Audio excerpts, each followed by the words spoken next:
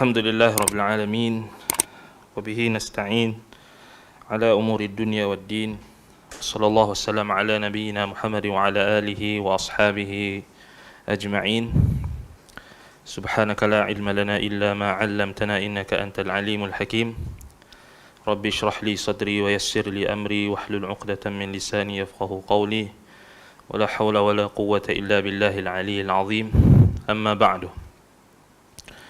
Baik, alhamdulillah, bersyukur kita kepada Allah Subhanahu wa taala. Kita panjatkan kesyukuran kepada Allah Subhanahu wa taala kerana dengan limpah dan juga nikmat yang Allah taala kurniakan kepada kita, kita dapat bertemu malam ini untuk meneruskan pengajian kitab Al-Qaulul Mufid ala Kitab Tauhid karangan Al-Syekh Muhammad bin Salih Al-Utsaimin rahimahullahu taala. Baik. Jadi kita sambung pada surat 83 surat 83 yakni masih lagi dalam bab yang kedua dan masih lagi dalam dalil yang kedua, iaitu hadis Ubadah bin Samit radhiyallahu an yang diulas oleh Syekh. Baik. Di sini kita tengok pada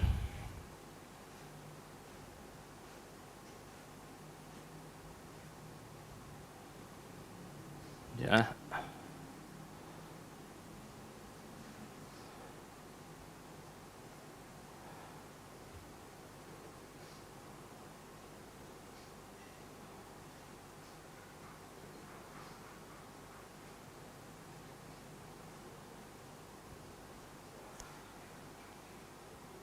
Jadi muka surat 83 tu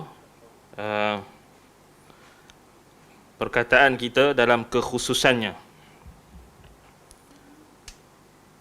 Ya, ini perkataan Syekh berkenaan dengan kekhususan Allah Subhanahu wa taala. Ini khasais. Yakni keistimewaan yang dikhususkan hanya kepada Allah Subhanahu wa taala. Yakni perkataan tu merujuk pada apa? Ulasan Syekh pada yang dalam muka surat 82 tu. Yakni sabda Nabi SAW, la ilaha illallah, maknanya tidak ada sembahan yang patut diibadahi dengan benar kecuali Allah.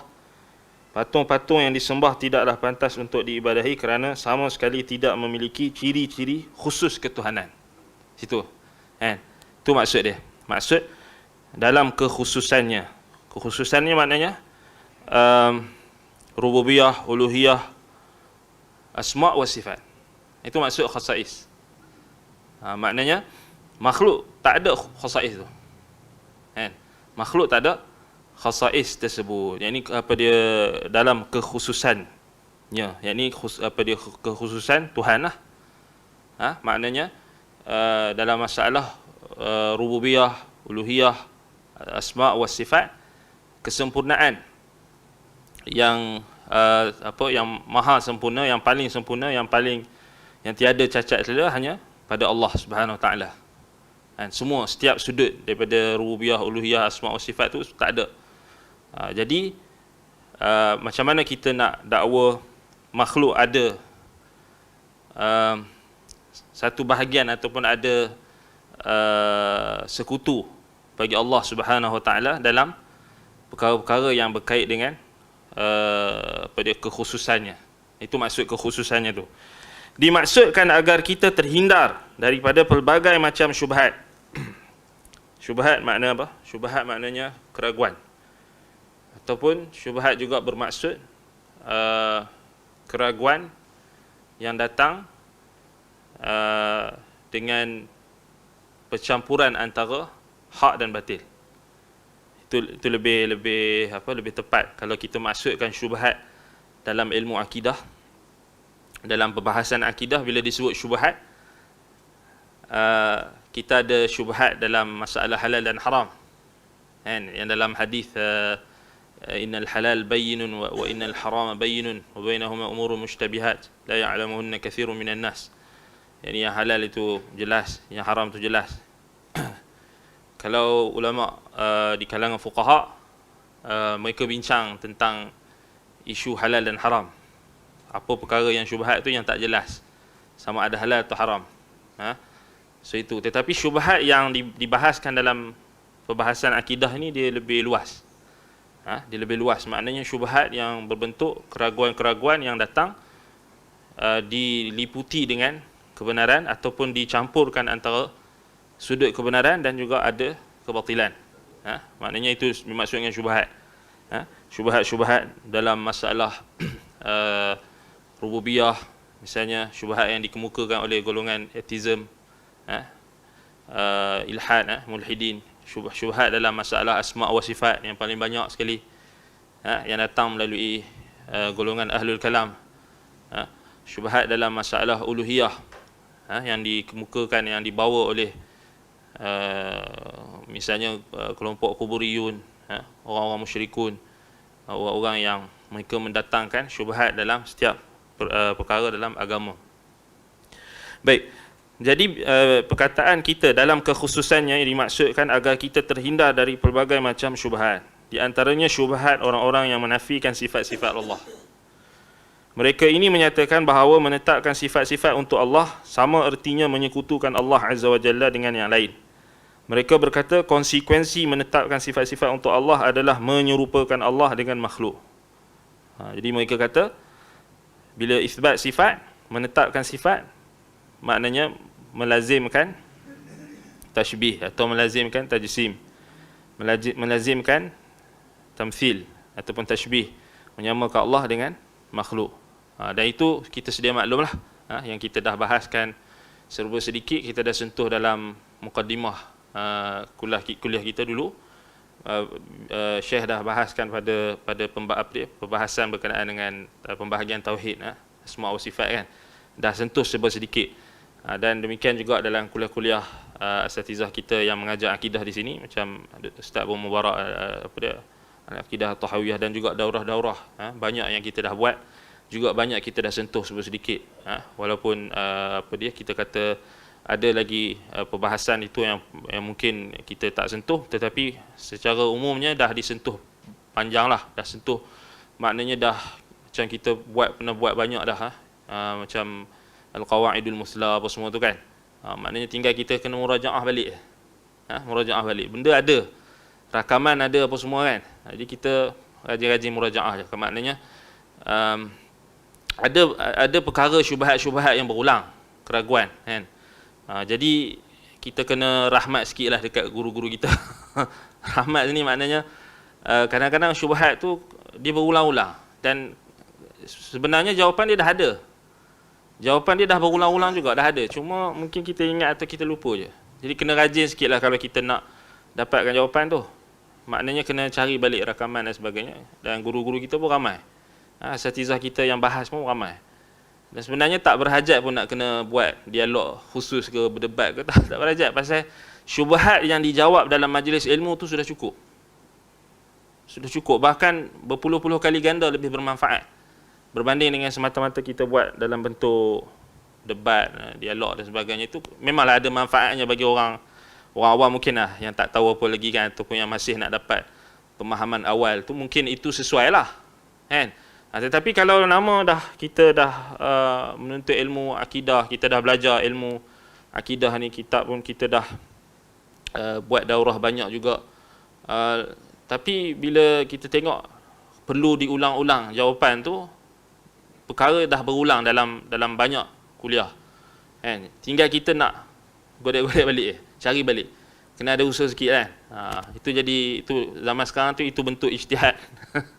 Maknanya kena cari balik rakaman, dan penting itu, sebab penting ada record tu, sebab boleh kita ni kan. Maknanya kalau ada syubhat-syubhat tu, contohnya syubhat dalam masalah asma wa sifat, contoh apa Ustaz Asri ataupun Ustaz Abu Mubarak ada sentuh, dah pernah sentuh. Jadi kita rajin sikit cari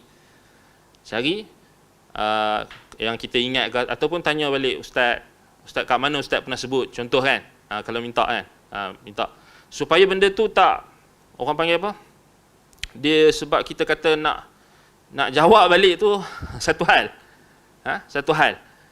bukan senang, bukan mudah. Jadi satu syubhat tu anda boleh bagi tahu, kadang-kadang guru-guru kita ni tak tidur malam. Tak tidur malam. Kita mungkinlah goyang kaki kan. Ustaz tolong jawab, ustaz tolong jawab. Tapi tak tidur malam pasal syubhat tu bukan, keraguan dalam agama ni, lebih-lebih lagi dalam akidah, bukan benda yang mudah. Bukan benda yang senang. Orang yang mungkin orang yang di luar bidang ataupun orang yang dia hanya tengok surface, permukaan, mungkin dia nampak senang, dia nampak mudah. Tetapi orang yang dah mendalam, masuk mendalam tu memang berat. Berat. Wallahul musta'an. Baik. Jadi itu apa kita kata, contohlah, maksudnya dalam syubhat, dalam yang kita berhadapan syubhat keraguan ni banyak sangat.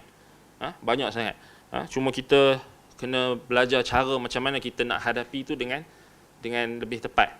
Antaranya adalah kita rujuk balik kuliah. Sebab tu majlis ilmu, syubhat yang dijawab dalam majlis ilmu itu lebih jitu sebenarnya.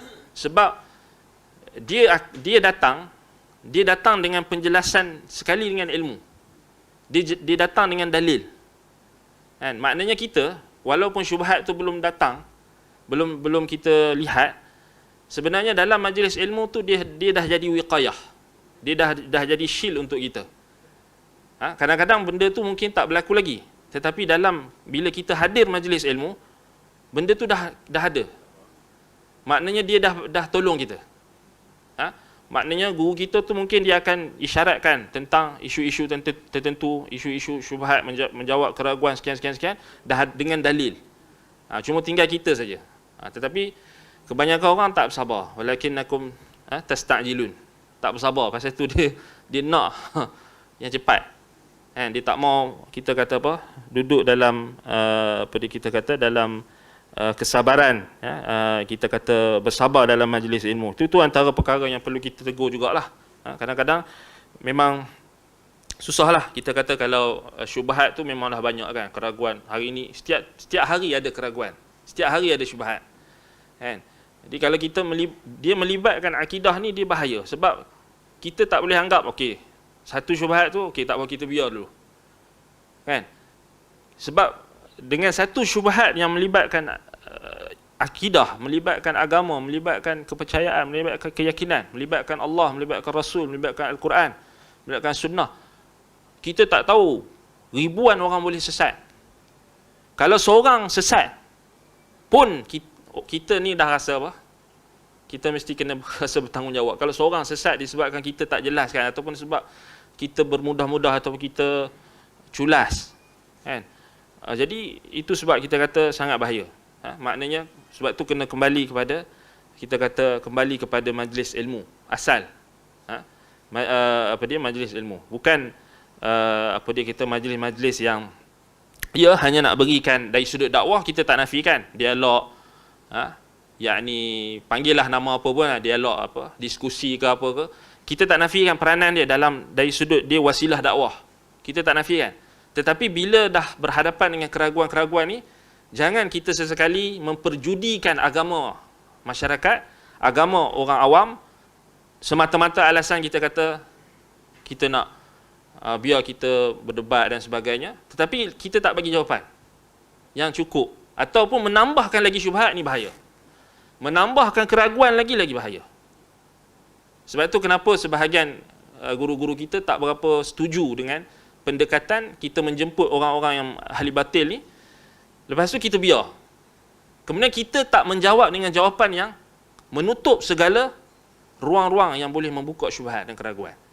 Kita mungkin seronok ialah kita seronok tengok surface kan, permukaan. Kita tengok seronok dia, cara dia gini, tapi orang yang ada ilmu, betul-betul yang ada ilmu, dia bukan tengok pada situ. Dia tengok pada apa syubhat yang boleh buka pintu-pintu yang lebih bahaya, lebih mudarat, yang tu bahaya. Sebab tu kita jangan buat main-main dengan syubhat keraguan. Lebih-lebih lagi bab akidah. Bab akidah. Bab akidah memang tak boleh kita perjudikan. Maknanya kita tak tahu, kita dah kadang-kadang mungkinlah kita excited, kita nak bagi ruang dekat musuh untuk memberi pendapat dan sebagainya, tetapi dia berjaya dengan kepetahannya dan sebagainya, dia berjaya menyuntik keraguan, syubhat ke dalam hati sahabat-sahabat kita, kawan-kawan kita, masyarakat atau orang awam yang mungkin masih lemah, lalu kita pun anggap benda tu biasa, dan lama-lama kita bila benda tu kita tak atasi, bahaya. Sebab tu mesti kena ada setiap apa program yang kalau kita buat dialog ke apa tu mesti kena cover dengan majlis ilmu yang sahih. Maknanya kena cover, jawab syubhat yang datang, tutup balik. Kalau tak memang dia akan bertambah keraguan. Wallahul musta'an. Ahlul bid'ah memang suka macam tu. Ahlul bid'ah memang suka. Sebab bagi mereka memang perlukan platform. Mereka perlukan medium. Sebab mereka tak ada medium. Mereka ada medium sesama mereka lah. Tetapi mereka nak supaya menarik orang yang dah kenal sunnah untuk pergi pada mereka. Kan? Sebenarnya kita pun sama juga. Kita guna medium yang mereka, tapi mereka tak pernah bagi medium kat kita. Kan? Pelik tak? Dia orang tak bagi medium kat kita. Dia orang sekat. Dia orang tak bagi tauliah dekat asatizah kita. Mereka sekat masjid dan surau, sekat dan sebagainya, sebahagiannya. Tetapi kita bagi medium kat mereka, mereka gunakan medium tersebut untuk memberikan kita kata syubhat dan keraguan. Kadang-kadang kita kena hati-hati permainan golongan ini. Kita kena waspada lah. Kena waspada. Maknanya bukan tak boleh. Boleh, tetapi kena tutup. Maknanya jangan kita biarkan syubhat-syubhat itu dibiarkan tergantung dan sebagainya. Kalau tak, sama macam isu-isu yang sebelum ni. Bila tak dijelaskan dengan tuntas. Kan? Sebab itu bagi sahabat-sahabat kita memang kena perhatikan. Perkara-perkara macam ni maksudnya kena perhaluskan. Perhalusi. Itu pandangan kita yang lihat sebagai pemerhati. Kita pemerhati, kita memerhati dan kita bagi nasihat secara umum. Ala kulli hal, kita katakan syubhat ni jangan kita anggap remeh. Syubhat keraguan ni kalau kita baca dalam kitab-kitab akidah, macam mana ulama salaf bincang tentang menyelamatkan diri daripada syubhat dan keraguan, khususnya datang daripada ahlul bidah wal ahwa, kan? Sebagaimana datang riwayat berkenaan dengan bagaimana Nabi SAW perintahkan apabila kita terdengar Dajjal, maka Nabi SAW perintahkan supaya menjauhi. Macam tu sebenarnya prinsip ahli sunnah apabila berhadapan dengan syubhat, keraguan-keraguan yang boleh merosakkan agama, merosakkan akidah, sepatutnya kita jauhkan diri. Kita menjauhkan diri. Maknanya bukan kita lagi macam nak pergi kan, nak dengar lagi, nak gini. Itu bahaya. Bagi khususnya bagi orang masyarakat awam. Yang kita takut. Mungkinlah kita anggap kita ni mungkin aku boleh, tapi sebenarnya tak boleh juga. Setinggi mana ilmu kita, selama mana kita belajar, hati ini tetap boleh berbolak-balik. Kita tak tahu bila Allah Ta'ala nak cabut iman dan juga terbalikkan hati kita daripada kebenaran menjadi menerima kebatilan dan sebagainya. Sebab tu kena hati-hati. Baik. Di antaranya syubhat orang-orang yang menafikan sifat-sifat Allah. Mereka ini menyatakan bahawa menetapkan sifat-sifat untuk Allah sama ertinya menyekutukan Allah Azza wa Jalla dengan yang lain. Mereka berkata konsekuensi menetapkan sifat-sifat untuk Allah adalah menyerupakan Allah dengan makhluk.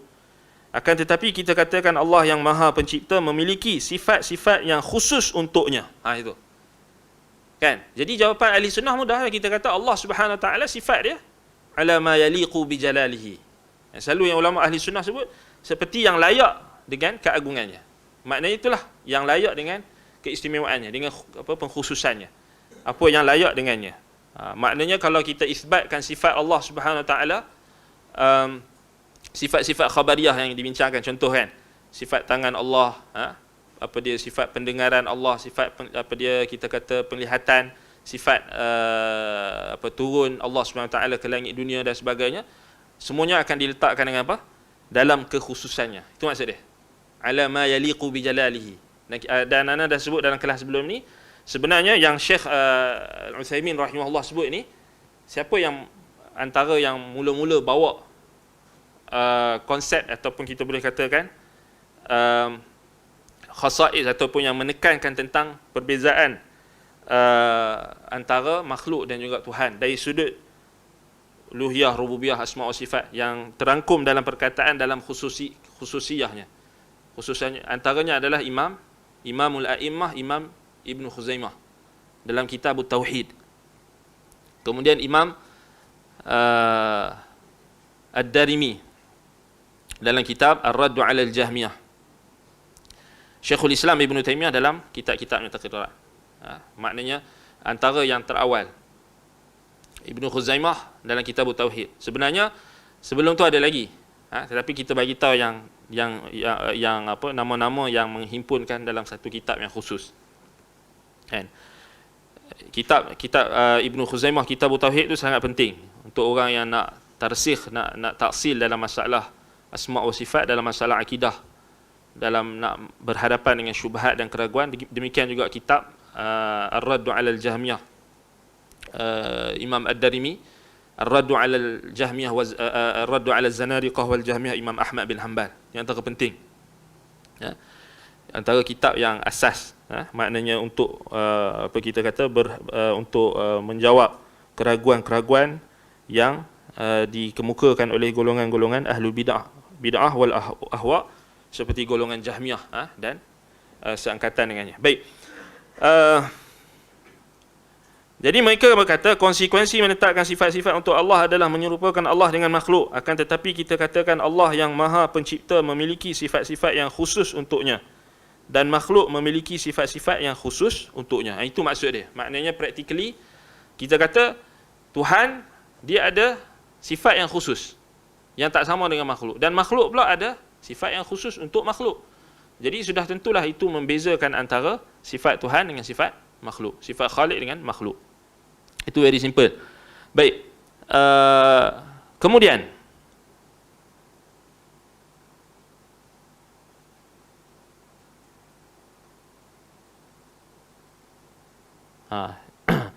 wa qawluhu wa anna Muhammadan 'abduhu wa rasuluh. Sabda Nabi sallallahu alaihi wasallam, wa anna Muhammadan 'abduhu wa rasuluh. Ini lanjutan daripada hadis Ubadah bin Samit. Man syahida an la ilaha illallah wa anna Muhammadan 'abduhu wa rasuluh. Ada sebut sebelum ni syahidah tu kita kata apa? Mesti ada 3 komponen kan? Al-qawlu bil lisan, al-i'tiqadu bil jinan, wal qawlu bil lisan, wal 'amalu bil arkan. Sama macam takrif iman. Baik, dalam hasyiah kitab Tauhid oleh Syekh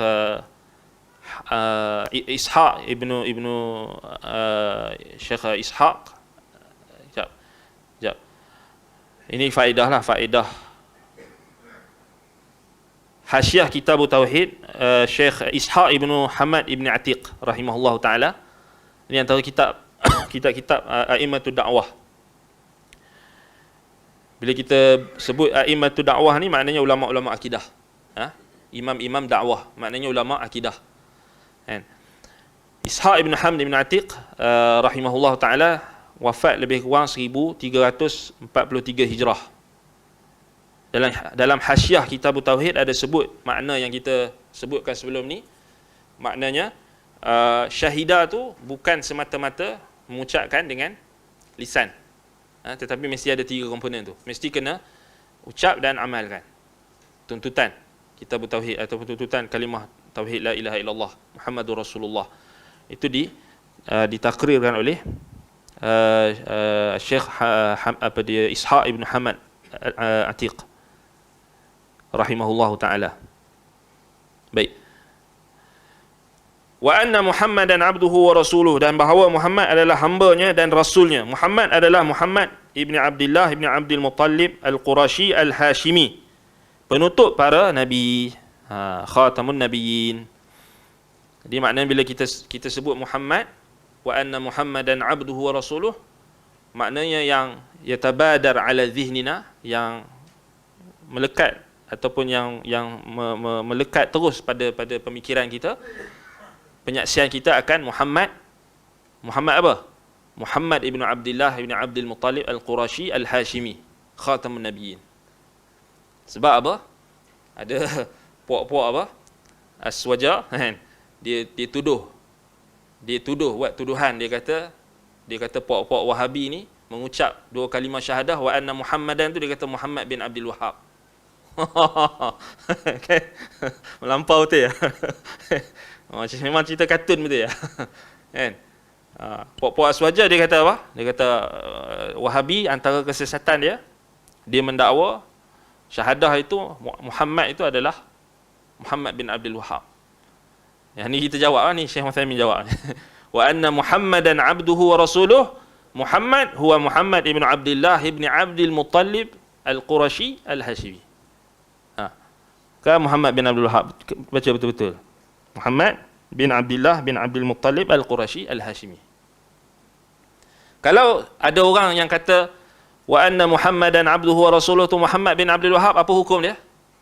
Kafir. Kafir. Betul ke Ustaz? Kafir. Kafir. Sebab itu siapa? Syahadah kita Muhammad ibnu Abdullah ibnu Abdul Muttalib al-Qurashi al-Hashimi. Rasulullah Muhammad ibnu Abdullah. Kan? Jadi maknanya kalau kita kata selain daripada Muhammad ini yang kita saksi dia adalah Rasulullah, hambanya dan rasulnya, kafir lah. Sebab kita dah ubah risalah kenabian itu, kita letakkan pada orang lain. Kafir lah.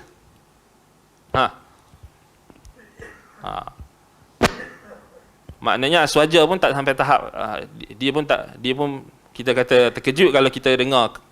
Maknanya kita kata kalau siapa yang kata Muhammad dalam syahadah itu wa anna Muhammadan abduhu wa rasuluh, siapa yang mengatakan Muhammad itu selain Muhammad Rasulullah Muhammad bin Abdullah bin Abdul Muttalib al-Hashimi al-Qurashi khatamun nabiyyin, siapa yang kata selain tu kafir.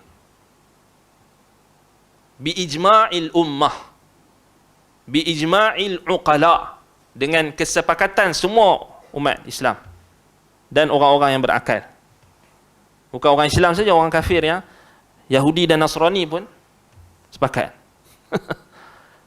Maknanya orang Islam kena mengaku bahawasanya Muhammad ibnu Abdullah ibnu Abdul Muttalib al-Qurashi al-Hashimi baginda sahajalah Rasul dan penutup bagi Nabi. Kan? Baik, jadi Muhammad ibnu Abdullah, Muhammad adalah Muhammad ibn Abdullah ibn Abdul Muttalib al-Qurashi al-Hashimi, penutup para Nabi. Sebab apa kena sebut nama Nabi Muhammad sampai nasab dia tu? Litamyiz, untuk membezakan. Untuk membezakan antara Muhammad selain daripada Muhammad yang dimaksudkan, iaitulah Nabi kita Muhammad sallallahu alaihi wasallam. Dan satu lagi litamyiz, yang satu lagi liraf'il ishtibah wat tawahhum, untuk mengangkat kesamaran ataupun kekeliruan ataupun tuduhan macam tadi. Kan? Tuduhan Aswaja tadi. Dia kata puak-puak Wahabi ni dia mengucap Muhammad bin Abdul Wahhab tu Muhammad Rasulullah, dia kata. Itu fitnah lah. Jelas lah kan. Orang yang bukan Wahabi pun tahu benda tu. Cuma mereka saja buat cerita. Mereka nak takut-takutkan orang kan. Sebab tu kita suruh mengaji dulu kan. Baca dulu kitab. Jangan buat kenyataan. Tapi memang ada. Memang ada orang buat tuduhan tu. Anda ingat lagi lama dah. Dan berulang-ulang. Sebahagian orang memang dia sengaja lah. Maknanya dia buat cerita tu sengaja nak takut-takutkan. Dia kata ni, puak-puak Wahabi ni, dia kata Muhammad yang dia kata dalam syahadah tu Muhammad bin Abdul Wahhab. Kan? Tak betul lah kan. Kita kata Muhammad ibn Abdullah ibn Abdul Muttalib al-Qurashi.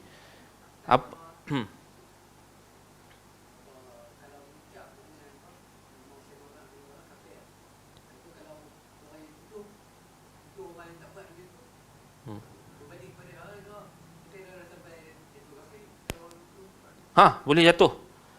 Maknanya kalau bagus soalan. Orang yang kalau dua keadaan. Kalau orang yang katakan memang ada orang yang jahil. Ni amrun iftiradi. Iftiradi maknanya benda yang mungkin boleh berlaku, mungkin tak berlaku lagi. Katakan ada orang yang dimaksudkan Muhammad bin Abdul Wahhab tu, Muhammad yang dalam Muhammad dan Abduhu Rasulullah tu dimaksudkan Muhammad bin Abdul Wahhab. Ataupun tak payah Muhammad bin Abdul Wahhab lah. Katakan dia maksudkan Muhammad bin Idris Asy-Syafi'i contoh. Kalau dia di kalangan pengikut mazhab Syafi'i, katakan. Apa hukum dia? Kafir. Kafir. Yang menukar tu. Pasal dia dah ubah.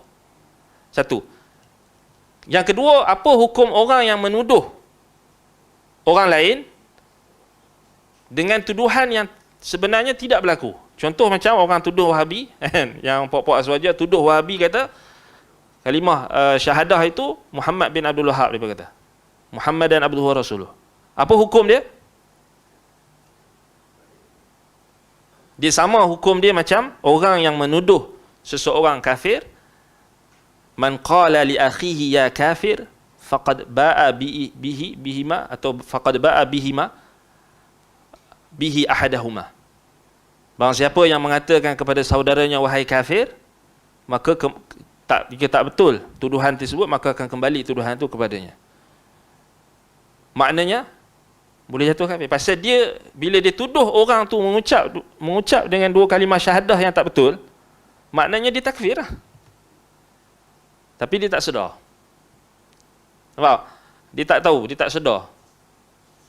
Maknanya dia diancam dengan akan balik tuduhan tu kepada dia. Faham tak? Jelas kan? Tapi itulah kita kata, nak kata dia kafir, ada syarat-syarat. Ada apa dia, kita kata intifak. Mesti kena tawaffarus syurut wa intifaul mawani'. Mesti maknanya itu kena serah pada qadi lah dalam nak menghukum jatuh kafir tu. Tapi secara umumnya dia diancam dengan ancaman Nabi SAW tentang orang yang menuduh orang lain dengan sesuatu yang tidak dikatakan, dan tuduhan itu lazimnya adalah takfir. Tapi memang betul lah, memang puak-puak tu memang mereka kafir kan, orang yang mereka kata Wahabi, memang ahbash dan sebagainya, kita maklum lah, kita sedia maklum, memang mereka nak tuduh kafir, mereka memang nak takfir, memang nak kafir kan. Tapi kita janganlah buat benda yang sama, sebab ada di kalangan mereka itu yang jahil dan sebagainya. Kita pun tak boleh, maknanya kita pun tak boleh tuduh apa yang mereka tak kata kan. Tapi memang ada tuduhan tu, memang ada kan. Baik. Wa qauluhu abduhu, perkataannya yang ini hadis Nabi SAW, abduhu, hambanya, ai laisa syarikan ma'allah, hambanya maknanya, maksudnya beliau bukanlah sekutu bersama Allah. Maknanya bila Nabi SAW kata wa anna Muhammadan abduhu wa rasuluh, maksudnya beliau bukanlah sekutu bersama Allah, maknanya dia makhluk, hambanya. Abdun, makhlukun, dia dicipta oleh Allah SWT. Abdun wa laisa bima'bud, dan dia hamba dan bukan dia Tuhan, dan dia bukan sekutu bagi Tuhan. Jadi itu faedah bila Nabi SAW sebut dalam syahadah wa anna Muhammadan abduhu wa rasuluh, bahwasanya Muhammad itu hambanya dan rasulnya. Hambanya itu maknanya Nabi Muhammad bukan sekutu Allah, bukan sekutu bagi Allah. Maknanya Nabi Muhammad SAW tidak berkongsi dalam khasais Tuhan, sesuatu apa pun khasais, keistimewaan yang ada pada Tuhan, sifat-sifat ketuhanan itu tiada dalam Nabi kita Muhammad SAW. Itu maksud wa anna Muhammadan abduhu. Nampak? Maksudnya dia bukan sekutu bagi Allah, dia bukan sekutu bersama Allah. Laisa syarikan ma'allah. Apa maksud syarikan ma'allah? Ay syarikan ma'allah ma'allah fi khasaisihi, atau fi khasaisi rububiyah atau uluhiyah atau asma' wa sifat. Dia tidak Nabi Muhammad itu bukan sekutu bagi Allah dalam sifat-sifat ketuhanan. Maknanya Nabi Muhammad tidak berkongsi sifat-sifat ketuhanan yang ada pada Allah Subhanahu Wa Taala, dan sifat-sifat yang istimewa, yang khusus hanya bagi Allah sahaja. Contohnya hak peribadatan. Kat situ kita masuk. Hak peribadatan. Maknanya hak peribadatan ni ada pada siapa? Allah sahaja yang berhak untuk diibadahi. Maknanya selain Allah tak boleh kita ibadah, tak boleh kita sembah. Hanya Allah sahaja yang kita sembah. Nabi Muhammad boleh tak kita sembah? Tak boleh lah. Itu maksud dia kan. Tapi bukankah Nabi Muhammad ni dia kedudukan dia tinggi di sisi Allah? Ya, kedudukan dia tinggi, tapi tidak membolehkan dia setara dengan Allah Subhanahu Wa Taala. Ya, Nabi Muhammad kedudukannya tinggi, Sayyidu waladi Adam, Khalilullah, kekasih Allah kan? Dan dia adalah penghulu bagi anak Adam. dan dia adalah Rasul yang terakhir, dan dia adalah kekasih Allah Subhanahu wa ta'ala. Tetapi adakah kedudukannya itu setara dengan Allah? Tidak. Apa dalil kamu kata Nabi Muhammad SAW ini tidak mempunyai keistimewaan di sisi Allah? Kita, selalu orang akan tuduh. Orang akan tuduh kita yang isbatkan sifat perhambaan Nabi Muhammad SAW, mereka akan tuduh kita tak hormat Nabi Muhammad. Betul tak? Itu selalu. Bahkan itu yang berulang-ulang. Mereka akan tuduh orang yang nak isbatkan tauhid, orang yang nak tetapkan akidah Islam yang sebenar, tauhid ini, mereka akan tuduh kita tak hormat Nabi Muhammad. Jadi mereka pun akan kata, apakah dalil kamu yang menunjukkan kamu tidak melihat Nabi Muhammad ni ada keistimewaan? Soalan tu salah. Kita tak kata Nabi Muhammad SAW tak ada keistimewaan. Bahkan Nabi Muhammad SAW adalah makhluk Allah yang paling afdal, yang paling istimewa dengan ijma'. Yang paling istimewa, makhluk Allah yang paling dekat dengan Allah Subhanahu Wa Taala. Kita tak nafikan keistimewaan Nabi Muhammad SAW, tetapi kita menafikan tandingan ataupun bandingan ataupun kesamarataan Nabi Muhammad SAW dengan Allah. Tidak ada. Kenapa? Apa dalil kamu yang menunjukkan? Kalau dia dah jelas, kita tak nafikan keistimewaan Nabi Muhammad SAW, tetapi kita menafikan dari sudut Nabi Muhammad SAW bukan Tuhan dan tidak setara dengan Tuhan. Tidak setara dengan Tuhan. Maknanya tak setara dengan Tuhan. Bukan Tuhan dan tidak setara dengan Tuhan. Apa dalilnya? Dalilnya qul huwallahu ahad, Allahus samad, lam yalid wa lam yulad wa lam yakul lahu kufuwan ahad. Dalilnya Nabi Muhammad SAW yulad. Yalid wa yulad. Nabi Muhammad SAW beranak dan diperanakkan. Beranak maknanya Nabi Muhammad SAW menikahi wanita dan melahirkan anak. Diperanakkan maknanya Nabi Muhammad SAW dilahirkan daripada seorang ibu dan seorang bapa. Maknanya bukan Tuhan. Sebab Tuhan lam yalid wa lam yulad wa lam yakul lahu kufuwan ahad.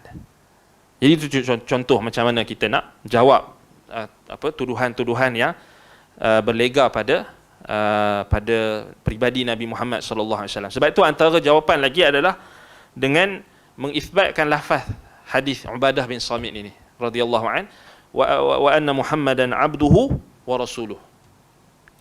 Abduhu maknanya beliau bukanlah sekutu bersama Allah. Beliau adalah hamba Allah.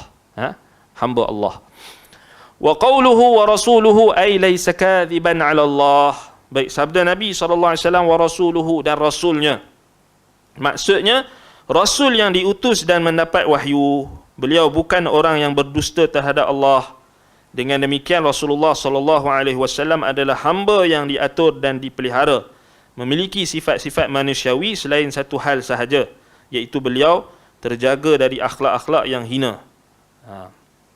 Jadi kat sini Syekh kata, fa Rasulullah SAW abdun wa marbubun jami'u khasa'isul bashariyah talhaquhu ma 'ada syai'un wahid wa huwa ma ya'udu bi asafilil akhlaq wa huwa mamnu'un minhu. Baik, jadi Rasul SAW dia hamba yang diciptakan seluruh sifat-sifat manusiawi. Dalam teks asal Syekh sebut khasa'isul bashariyah.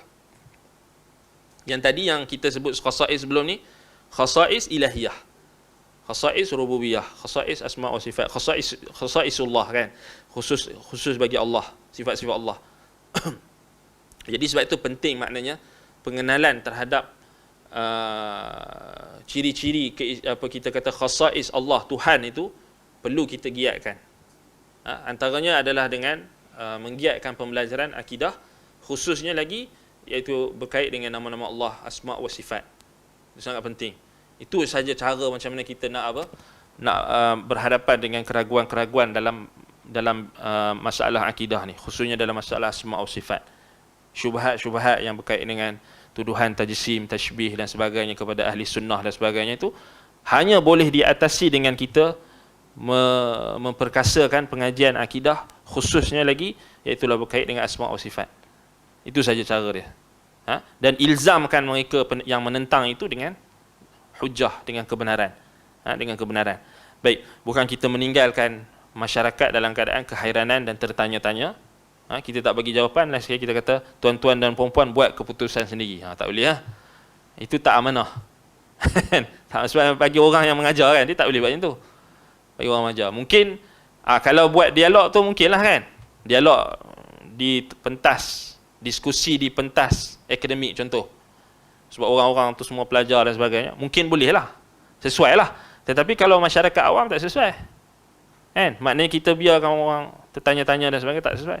Tapi kalau di medan perbahasan ilmiah kan, itu mungkinlah sesuai kan pada tempat tu. Tapi kalau dibuka pada orang awam tu macam masalah sekarang ni, bila benda tu dibuka pada orang awam kan, dia jadi ada kebaikan, tetapi kita risau juga kalau tidak kita seimbangkan. Kita risau syubhat dan keraguan tu akan lebih tersebar melalui perkara-perkara yang kita kata kita terlepas pandang. Wallahul musta'an. Baik. Wa rasuluhu, baik, beliau bukan orang yang berdusta terhadap Allah. Dengan demikian Rasulullah sallallahu alaihi wasallam adalah hamba yang diatur dan dipelihara, memiliki sifat-sifat manusiawi selain satu hal saja, iaitu beliau terjaga dari akhlak-akhlak yang hina. Maknanya Nabi Muhammad sallallahu alaihi wasallam, dia baginda sallallahu alaihi wasallam mempunyai seluruh sifat-sifat manusiawi, kemanusiaan. Kecuali satu sahaja yang membezakan dia, Nabi kita sallallahu alaihi wasallam dengan manusia yang lain, iaitu Allah menjaga akhlak dan peribadinya daripada akhlak-akhlak yang hina ataupun daripada akhlak-akhlak yang rendah dan hina. Allah Taala berfirman, "Qul la amliku li nafsi naf'an wala darran illa ma syaa Allah." Katakanlah wahai Muhammad, aku tiada kuasa mendatangkan manfaat maupun menolak mudarat bagi diriku kecuali apa yang dikehendaki Allah. Itu maksudnya apa? Menafikan khasais ilahiyah. Jadi Nabi Muhammad sallallahu alaihi wasallam tidak ada sifat ketuhanan. Sebab sifat Tuhan ni, dia mesti boleh ada kuasa untuk mendatangkan manfaat dan menolak mudarat. Dan Nabi Muhammad sallallahu alaihi wasallam dalam ayat ini, dalam surah Al-A'raf ayat 188, Nabi Muhammad sallallahu alaihi wasallam diperintahkan oleh Allah, "Qul ya Muhammad, qul ya Nabi," katakan wahai Muhammad, katakan wahai Rasul, "La amliku li nafsi naf'an wala darran illa ma syaa Allah." Ya, Allah perintahkan Nabi Muhammad sallallahu alaihi wasallam untuk isytiharkan kemanusiaannya. Dan dia bukanlah mempunyai sifat-sifat ketuhanan. Sebab khasais, kita dah bincangkan khasais ilahiyah yang kita bincangkan pada awal perbahasan kita, sifat rububiyah, makna rububiyah, asma' wa sifat uluhiyah dan sebagainya kan. Tak ada pada Nabi Muhammad sallallahu alaihi wasallam. Antaranya adalah contohnya dalam ayat Al-A'raf 188 ni, Nabi Muhammad sallallahu alaihi wasallam sendiri kata, "La amliku li nafsi naf'an wala darran illa ma syaa Allah." Aku tak mampu untuk mendatangkan manfaat. Aku tidak memiliki untuk diriku sendiri naf'an. Maknanya aku tak boleh jamin manfaat untuk diriku sendiri, untuk mendatangkan manfaat wala darran, ataupun menolak kemudaratan, illa ma syaa Allah, kecuali apa yang dikehendaki Allah. Maknanya kehendak Allah itu, masyiatullah, itu terpisah daripada pribadi Nabi kita sallallahu alaihi wasallam. Maknanya Nabi sallallahu alaihi wasallam memisahkan antara dirinya dengan diri Tuhan. Sebab ini cara kita nak rad orang yang kata wahdatul wujud, ataupun orang yang mengatakan dengan akidah kita kata al-hulul wal ittihad, ataupun golongan yang percaya dengan i'tiqad Nur Muhammad dan sebagainya, daripada akidah ataupun kepercayaan Neo-Platonism, Neo-Platonism, yang mereka mendakwa bahawasanya dengan daripada konsep yang mereka pegang insanul kamil, yang maksudnya kemudian sampailah kepada Nabi Muhammad sallallahu alaihi wasallam. Insanul kamil itu dia yang asalnya adalah tunjang asalnya adalah datang daripada akidah Neoplatonism, falsafah Platonism, yang mereka mendakwa bahawasanya dengan teori faid, maknanya limpahan Tuhan telah dan meresap masuk kepada Nabi Muhammad sallallahu alaihi wasallam dan seumpamanya. Maka ini menjawablah, maknanya kerana Nabi Muhammad sallallahu alaihi wasallam sendiri tidak memiliki kemampuan yang ada pada Tuhan. Nampak? Maknanya ini untuk menjawab orang yang ghulu dalam menuhankan Nabi Muhammad sallallahu alaihi wasallam. Ada tak? Ada kan? Ada, bukan tak ada. Ada mereka yang mengharuskan untuk minta doa kepada Nabi Muhammad sallallahu alaihi wasallam. Istighathah, isti'adzah, isti'anah, talabul madad, imtidad, minta pertolongan dan sebagainya kepada Nabi. Ini tak boleh lah. Sebab Nabi Muhammad sallallahu alaihi wasallam sendiri menafikan keupayaan. La amliku li nafsi darran wala naf'an illa ma sya Allah. Kecuali apa yang dikehendaki Allah. Tapi puak-puak ni pandai pusing. Dia kata tu illa ma sya Allah, dia kata. Tu masya Allah. Kecuali dengan apa yang Allah kehendaki.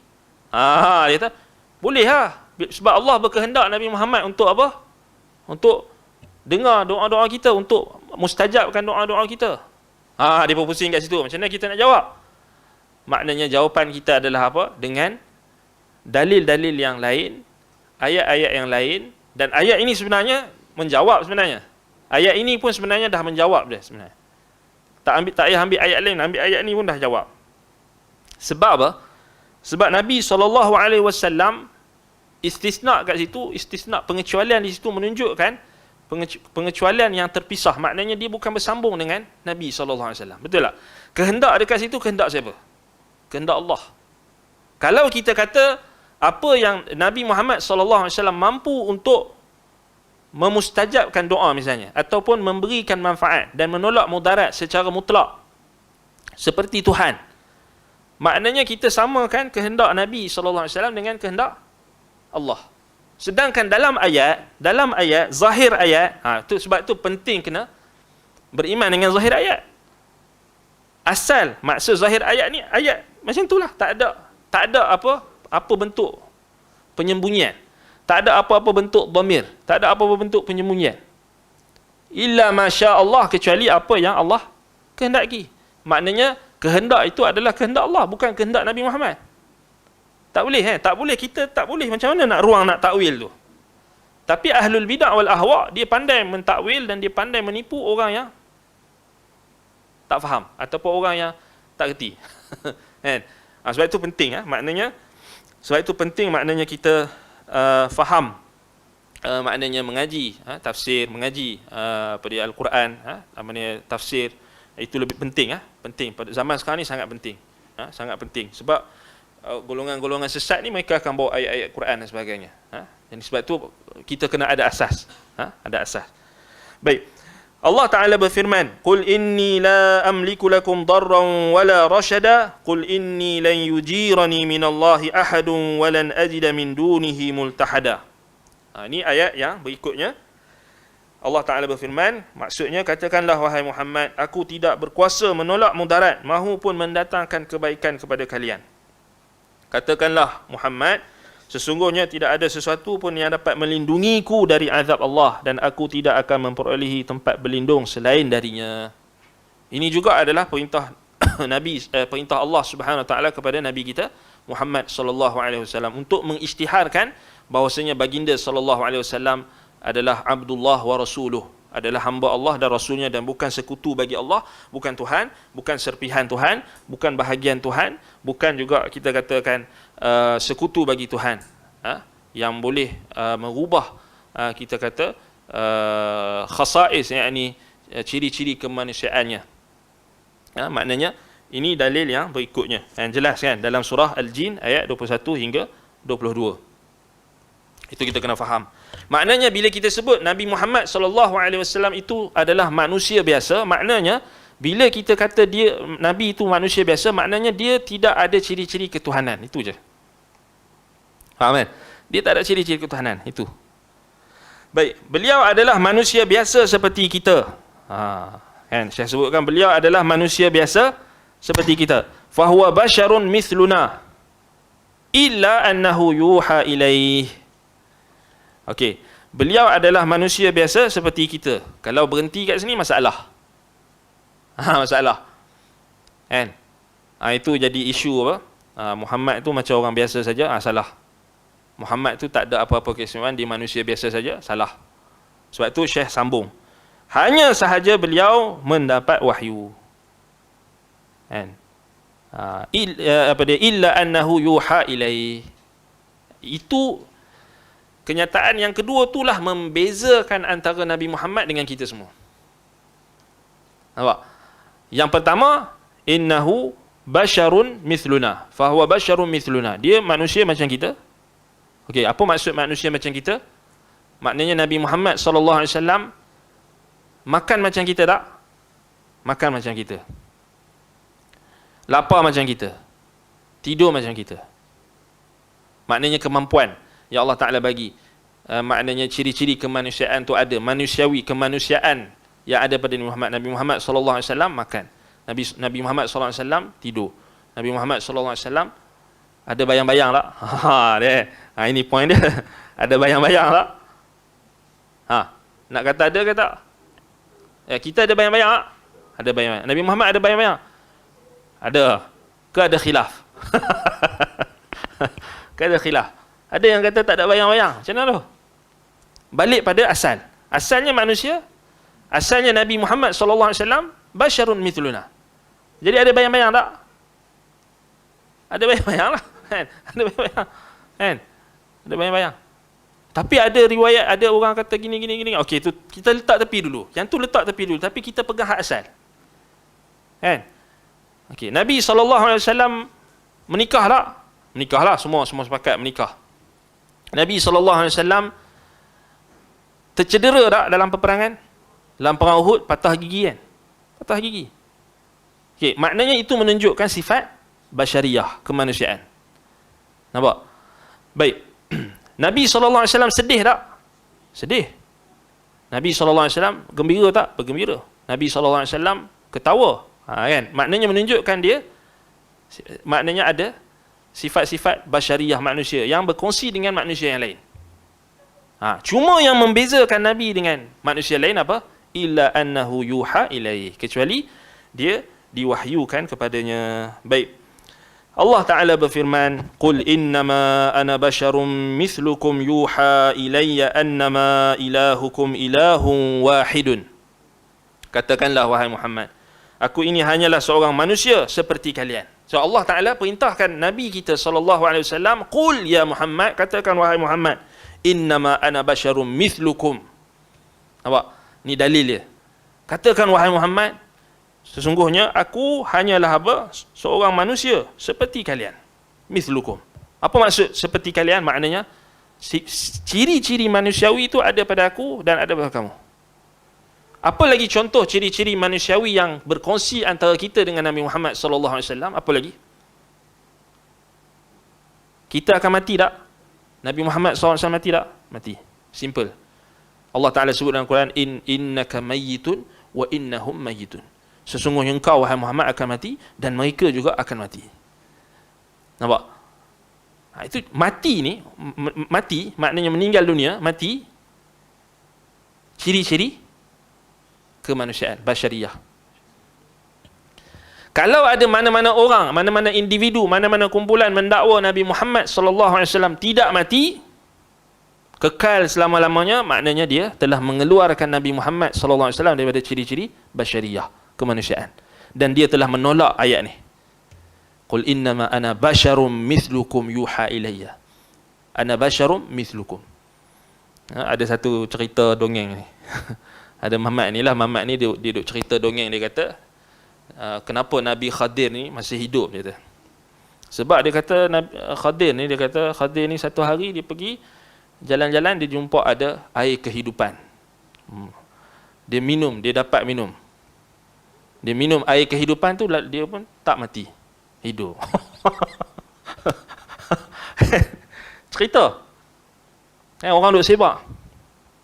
Tak viral lagi kot. Baru ke tak tahu lah. Tapi ada orang share kat mana. Nak gelak habis. Tak larat nak gelak. Kita baca tu, kita tengok kan. Allahu Akbar. Tapi orang yang sama je. Kan? Orang yang sama tu lah.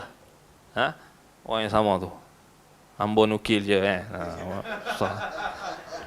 Susah berat qila nuqila an haka. Jadi susahlah, kita pun susah nak jawab tu. Bila kita nukil kan habis. Ya, itu dalil paling kuat sekali ya. Susah nak jawab tu paling kuat sekali ya kan. Wallahu musta'an. Tapi itulah, kita kesianlah. Maknanya bercanggah terus dengan ayat ni. Kan? Bercanggah. Allah Ta'ala kata, "Qul ya Muhammad innama ana basyarum mithlukum." Maknanya, katakan wahai Muhammad, aku hanya seperti manusia seperti kamu. Mithlukum maknanya apa persamaan yang ada antara Nabi Muhammad SAW dengan kita semua? Ciri-ciri kemanusiaan, sifat manusiawi itu. Kan? Yang menunjukkan dia adalah manusia. Sebab hikmah Allah Subhanahu Wa Taala turunkan rasul atau utuskan rasul daripada kalangan manusia, antaranya adalah untuk apa? Sebagai satu bentuk contoh, teladan. Bayangkan kalau Allah turunkan rasul ataupun utuskan rasul di kalangan malaikat. Tak jadi kerja kita. Kan? Macam mana kita nak contohi? Nak dia makan pun tak. Minum tak. Menikah tak. Macam mana kita nak contohi? Habis lah. Rosak lah. Sebab itu Allah Subhanahu Wa Taala Al-Hakim, Maha bijaksana. Dengan kebijaksanaannya Allah Ta'ala turunkan seorang rasul, utuskan seorang rasul di kalangan manusia. Kan? Manusia yang berjalan yamshuna fil aswaq, berjalan di pasar-pasar, maknanya ada sifat manusiawi. Kan? Sifat manusiawi, kemanusiaan. Baik. Jadi mengarutlah kalau minum air tu kekal sama lamanya apa semua kan. Ini kita kata melampau lah. Maknanya itu jelas berlawanan dengan asas yang ada dalam surah Fussilat ayat 6. Jadi Nabi Muhammad SAW, antaranya Nabi Muhammad Allah Ta'ala sebut dalam Quran, innaka mayyitun wa innahum mayyitun. Wa ma Muhammadun illa rasulun qad khalat min qablihi rusul afa immata aw qutila inqalabtum ala aqabikum. Ayat yang dibacakan oleh Abu Bakar As-Siddiq radhiyallahu an ketika selepas kewafatan Nabi SAW, yang meneguhkan orang-orang Islam semua. Bahkan ijma' lah. Maknanya Nabi SAW wafat. Apa dalilnya? Dalilnya Quran, sunnah dan ijma'. Siapa yang kata Nabi SAW masih hidup, kafir. Pasal dia tolak nas Quran. Dia tolak Quran. Dia tolak sunnah dan dia tolak ijma'. Kan? Maknanya kalau ada orang kata Nabi Muhammad masih hidup, secara umum dia kata masih hidup, bahaya. Kalau dia, tapi golongan ahli batil ni depa ada syubhat. Tu kita syubhat ni dia bawa kebatilan. Dia kata memang Nabi Muhammad mati dekat dunia tapi hidup di alam barzakh. Kan? Dia kata hayatun barzakhiyah. Ya, kita kata hayatun barzakhiyah, hidup di alam barzakh, tetapi adakah hidup di alam barzakh tu sama macam hidup di alam dunia ni? Kat situ dia pemutus dia. Memang kita tak nafikan Nabi SAW hidup di alam barzakh, hidup di kubur Nabi SAW, alam barzakh. Tapi adakah hidup di alam barzakh itu sama seperti hidup di dunia? Sudah tentulah tak sama. Nama pun barzakh. Barzakh ni maknanya memisahkan. Dia pemisah antara dunia dengan barzakh, maknanya apa, dia dalam kubur. Jadi habis ya. Maknanya sekarang ni kita nak pegang mana? Pegang Quran lah. Pegang hadis dan pegang ijma'. Maknanya Nabi Muhammad SAW sudah wafat, sudah mati. Wa ma Muhammadun illa rasulun qad khalat min qablihi rusul afa immata aw qutila qalabtum ala aqabikum innaka mayyitun wa innahum mayyitun. Qul innama ana basyarum mithlukum yuha ilayya. Basyarum mithlukum maknanya aku sama seperti kamu manusia, aku akan mati juga. Bahaya tu kalau kita kata Nabi Muhammad masih hidup, buat pula pok-pok tu kata ada Nabi Muhammad minum apa, air kehidupan tu, habis. Dah jadi macam cerita kartun pula. Cerita ni. Cerita apa lah? Macam dulu apa? Itu Dragon Ball kan yang makan biji apa, makan kacang tu. Yang dia boleh kuat. Dia jadi kuat balik kan. Recover balik. Itu cerita kartun. Kan? Jadi agama ni kalau tak ada disiplin, bahas tu kalau kita main hentam saja, main nukil-nukil itu saja ataupun cerita-cerita, jadi karut-marut lah, jadi mengarut kita kata. Allah musta'an. Baik. Kata kat sini lagi, siapa yang mengatakan bahawa Rasulullah, tengok Syekh terus bawa. Syekh kata, "Wa man qala innama wa man qala inna Rasulullah sallallahu alaihi wasallam inna Rasul sallallahu alaihi wasallam laisa lahu dhillun aw anna nurahu yutfi'u dhillahu idza mashiya fi syamsi faqulluhu kadhibun batilun." ولهذا قالت عائشة رضي الله عنها كنت أمد رجلي بين يديه وتعتذر بأن البيوت ليس فيها مصابيح ولو كان النبي صلى الله عليه وسلم له نور لم تتعذر أو لم تعتذر رضي الله عنها ولكنه الغلو الذي أفسد الدين والدنيا والعياذ بالله. Cantik perkataan Syekh di sini. Syekh kata, siapa yang mengatakan bahawa Rasulullah sallallahu alaihi wasallam tidak punyai bayang-bayang atau bayangan atau cahayanya menghapuskan bayangannya ketika berjalan di bawah terik matahari, maka semua itu dusta. Kadzibun, batilun, batil. Kerana itu Aisyah radhiyallahu anha berkata, aku menjulurkan kedua kakiku di hadapan beliau. Lalu dia beralasan bahawa di dalam rumah tidak ada lampunya. Ini hadis dalam riwayat Imam Al-Bukhari dan Muslim. Andaikan Nabi SAW memiliki cahaya yang maknanya cahaya yang kita kata cahaya yang hissi, physically cahaya, tentulah Aisyah tidak perlu mengemukakan alasan seperti itu. Tetapi apa boleh buat, kata Syekh, itulah yang dinamakan sifat ghulu, berlebihan, melampau, yang merosakkan agama dan dunia. Wal iyadzu billah. Ini buat macam mana? Tak faham. Dalam hadis yang sahih, Aisyah radhiyallahu anha cerita dalam riwayat Imam Al-Bukhari dan Muslim. Jadi Aisyah kata apa? Kuntu amuddu rijli baina yadayhi. Jadi Nabi Aisyah ni dalam hujrah, dalam bilik dia, rumah Aisyah dengan Nabi SAW tak besar pun, kecil je. Jadi satu malam Aisyah radhiyallahu anha lunjurkan kaki dia dan terkena Nabi SAW. Dan Aisyah minta maaf. Aisyah minta alasan atau minta keuzuran, maknanya minta maaf, maknanya terkena Nabi SAW. Wa ta'dhadhiru bi anna al-buyut laysa fiha masabih. Aisyah minta keuzuran kerana tak nampak kan. Kerana apa? Kerana memang tak ada lampu. Gelap. Logiknya dekat sini, kalaulah Nabi SAW itu cahaya, sudah tentu Aisyah nampak je. Tak gelap Dah kalau kata Nabi SAW tu mengeluarkan cahaya, wajah Nabi itu bercahaya, kan? Maknanya ada cahaya. Jadi tak perlu lampu Jadi buat apa Aisyah minta maaf ataupun minta keuzuran kat Nabi SAW sebab lunjur kaki tu terkena Nabi. Kan? Itu logik dalam hadis. Logik dalam hadis. Menunjukkan Nabi SAW manusia biasa. Dan yang dimaksudkan dengan cahaya kenabian itu adalah cahaya, kita kata, maknawi. Cahaya maknawi.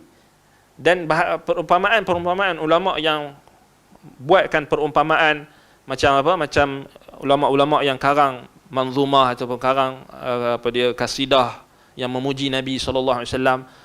Contoh macam Al-Imam At-Tibrizi, contohnya disebut Muhammadin wajhil qamar, kan? Ataupun ulama-ulama lain yang umpamakan Nabi SAW.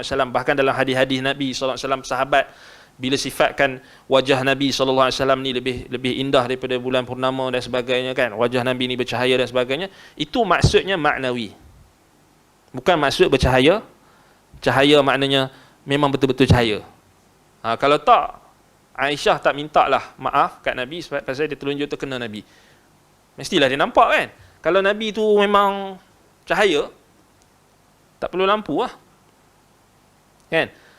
Maknanya kat situ logiknya. Kan?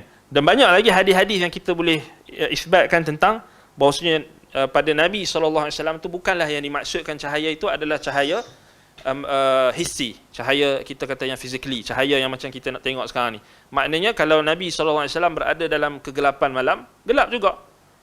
Akan gelap, maknanya tak nampak lah, gelap. Melainkan ada lampu ataupun ada cahaya yang menyinari. Kan?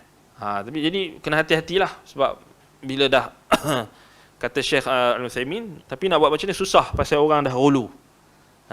Bila dah hulu tu, macam mana nak apa boleh buat kata Syekh. Tetapi apa boleh buat, itulah yang dinamakan sifat hulu, berlebihan, yang merosakkan agama dan dunia. Dah bila hulu dah melampau, bila dia dah tak tengok dah ayat Quran, dah tak tengok dah hadis, yang dia tengok apa? Oh, dia kata tu pasal ulama tu kata Nabi bercahaya. Ulama tu kata wajah Nabi bercahaya. Itu maksud dia. Dia maknanya dia dah ambil benda yang mutasyabihat, benda yang samar, benda yang ragu-ragu, benda yang sama, lalu dia meninggalkan muhkamat. Dia meninggalkan Quran, dia meninggalkan hadis yang jelas. Itu contoh juga tu. Yang dalam surah Ali Imran ayat apa, ayat 7. Kan? Fa ammal ladzina fi qulubihim zayghun fayattabi'una ma tashabaha minhu ibtigha'a al-fitnah wa ibtigha'a ta'wilih. Memang ayat tu khusus pada ayat-ayat Quran. Tetapi dalam agama secara khusus, secara umumnya, boleh tak berlaku orang yang ambil benda-benda yang sama dan dia meninggalkan benda yang jelas, menyebabkan dia sesat, dia nak menyeleweng dan sebagainya, dia ambil benda yang sama. Benda yang sama contohnya macam tadi, cerita-cerita yang tak ada sandaran, cerita yang tak ada asal usulnya, tak ada sanadnya, tak ada kesahihannya, tak ada asalnya dalam agama, lalu dia jadikan benda tu asas. Siapa cakap? Ustaz tu cakap. Ustaz tu cakap Nabi Muhammad tak ada cahaya, tak ada bayang-bayang. Rambut dia tak ada bayang-bayang dulu kan, yang viral dulu, suluh rambut Nabi tu tak ada bayang-bayang. Tu cerita karut lah, maknanya tak ada sandaran. Cerita saja. Cerita. Jadi itu termasuk mutasyabihat. Secara umum ni dia mutasyabihat, benda yang sama. Sama juga macam kita, Quran dah jelas kot. Quran muhkam, Quran dah jelas. Nabi Muhammad SAW, Allah kata dia manusia. Innama ana basyarum mithlukum, dia manusia. Tapi kalau kita degil juga, orang Kedah kata ketegar juga nak kata Nabi Muhammad ni special. Special tu maknanya dia tak mau kata Nabi Muhammad tu manusia. Dia nak kata Nabi Muhammad ni cahaya dan sebagainya. Ketegar kita kata. Macam Syekh katalah, gulu nak buat macam mana? Susah. Kan, ketegar. Tu bahasa kita kan, bahasa Syekh kata walakin al-ghulu, walakinahu al-ghulu alladhi afsada ad-din wad-dunya wal iyadhu billah. Lepas tu Syekh minta lindung. Kita pun kena minta lindung, wal iyadhu billah. Kalau kena ghulu ni bahaya. Nabi SAW memberi amaran kepada orang yang ghulu, melampau dalam agama. Iyyakum wal ghulu fid din fa inna ma ahlaka man kana qablakum al-ghulu fid din. Waspadalah kamu daripada sikap melampau dalam agama. Termasuk dalam melampau dalam agama ni apa? Kita melampaui ayat Quran dan hadis yang menceritakan tentang sifat Nabi Muhammad. Sifat Quran dan hadis, Quran dan sunnah datang menjelaskan tentang sifat kemanusiaan Nabi. Nabi itu basyarum misluna, manusia seperti kita. Yang membezakan dia dengan kita hanyalah dia diwahyukan. Dan itulah maksud wa anna Muhammadan abduhu wa rasuluh. Ubudiyah wa risalah. Yang membezakan dia dengan kita, ubudiyah sama. Makhluk wajib beribadah kepada Allah, ditaklifkan. Cuma tahap perhambaan Nabi itu lebih tinggilah. Dan membezakan kita dengan Nabi SAW adalah risalah. Nabi diutuskan, diwahyukan, kita tak diwahyukan, kita tak diutuskan. Nampak? Kan? Tetapi bila kita melampaui batas, ghulu ni maknanya mujawazatul had, kita dah bincang sebelum ni, maknanya melampaui batasan. Quran dah bagi dah batasan dia. Batasan dia ini. Ayat dalam surah Fussilat ayat 6. Tu batasan dia. Batasannya lagi ayat dalam surah Al-A'raf ayat 188, tu batasannya lagi. Ayat dalam surah Al-Jin ayat 21-22, itu batasan dia. Maknanya Nabi Muhammad bukan Tuhan. Nabi Muhammad tidak ada khasais ilahiyah, tidak ada ciri-ciri ketuhanan. Dan Nabi Muhammad itu adalah manusia biasa. Nabi Muhammad SAW itu mempunyai sifat-sifat kemanusiaan yang membezakan dia dengan kita hanyalah risalah. Dia diutuskan, dia diwahyukan. Kalau kita lampaui batasan tersebut, maknanya kita dah ghulu. Itu maksud Syekh. Baik. Kemudian Syekh bagi contoh Termasuk sikap dan pandangan ghulu, berlebihan, melampaui batas terkait Rasulullah sallallahu alaihi wasallam adalah perkataan Al-Busiri. Al-Busiri fil burdatil masyhurah, dalam qasidah burdahnya yang masyhur itu. Dalam qasidah burdah ni dia kata, ya akramal khalqi mali man aludhu bihi siwaka inda hululil hadithil amami in lam takun akhidhan yawmal ma'adi yadi fadlan wa illa faqul ya zallatal qadami fa inna min judika ad-dunya wa dharrataha wa min ulumika ilmul lawhi wal qalami. Disebut, wahai makhluk yang paling mulia, tiada bagiku siapa pun untuk berlindung selain hanya kepadamu. Tak kala musibah besar datang menimpa, jika engkau tidak meraih tanganku pada hari kiamat sebagai kurniamu, maka ucapkanlah, oh kakiku tergelincir. Di antara kemurahanmu adalah dunia dan madunya akhirat, dan di antara ilmumu adalah lauh dan pena. Wa min ulumika ilmul lauhi wal qalami. Maknanya dia, Al-Busiri menyamakan ilmu Nabi SAW sama seperti ilmu Allah. Ilmu lauh, yakni lauh mahfuz, wal qalam, yakni qalam yang mencatat segala ketetapan takdir. Ghulu lah. Kan? Melampau kat sini.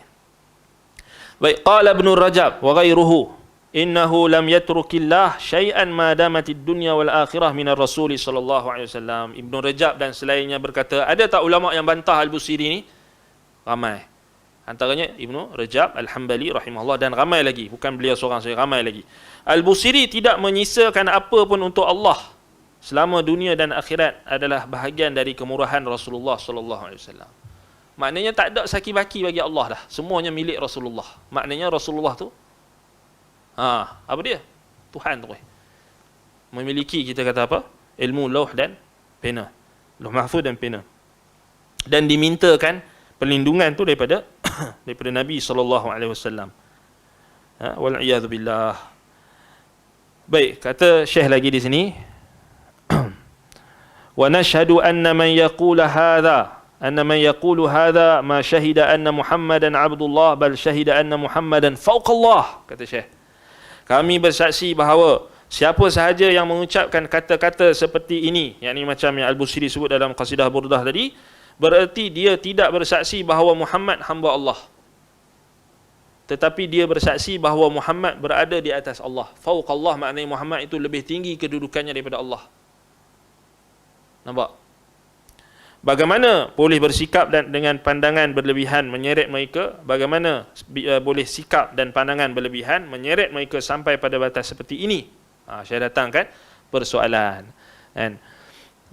Kaifa yasilu bihimul ghulu ila hadzal had? Jadi macam mana mereka ni boleh sampai tahap ni? Batasan.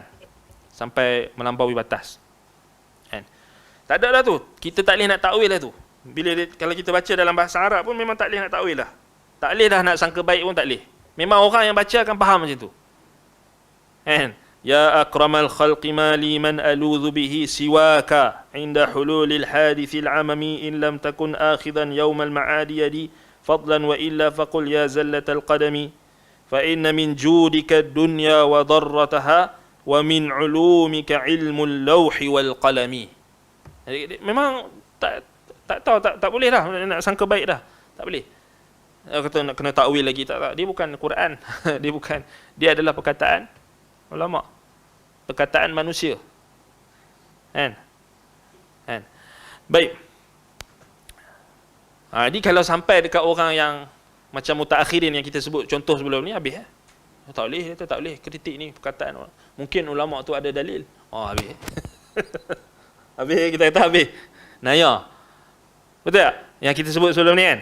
Kalau datang orang macam ni, habis lah. Kita, siapa ni? Siapa engkau? Al-Busiri ni ulama. Al-Busiri sekian. Takkanlah Al-Busiri tak tahu. Bahaya tu. Dia akan datang apa? Dia akan kata, takkanlah dia nak kata macam tu. Gini. Akan datang takwil pula. Ini bahaya. Sebenarnya dah banyak dah berlaku macam tu. Dia kata takkanlah ulama tu nak maksudkan dengan macam tu. Takkanlah gini, takkanlah dia tak tahu. Mungkin dia ada dalil yang kita tak tahu. Habis lah. Jenuh lah. Padahal kita pun bawa ulama yang kritik juga. Bukan kita sendiri yang kritik. Kan? Contohnya macam Syekh Al-Uthaymin. Kemudian Syekh Al-Uthaymin nukilkan dari Ibn Rajab. Dan ramai lagi sebenarnya. Baik. Jadi bagaimana mereka boleh sikap mereka dan pandangan ini boleh mengheret mereka sampai pada batasan seperti ini. Sikap dan pandangan berlebihan seperti ini mengalahkan sikap dan pandangan kaum Nasrani yang mengatakan bahawa Al-Masih anak Allah dan Allah adalah yang ketiga di antara tiga Tuhan.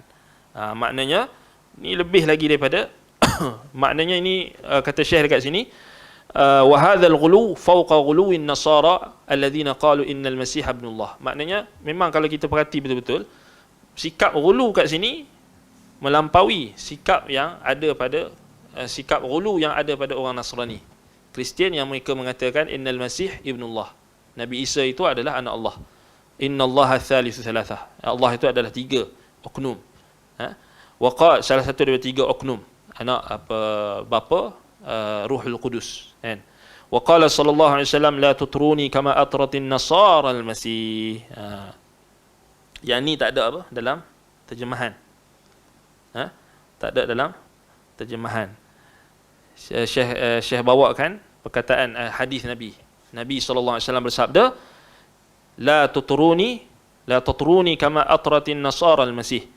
Jangan kalian melampau-lampau dalam pujian sebagaimana orang Nasrani, orang Kristian melampau-lampau pujiannya terhadap Al-Masih, terhadap Nabi Isa. Sebenarnya tu ada hadis tu.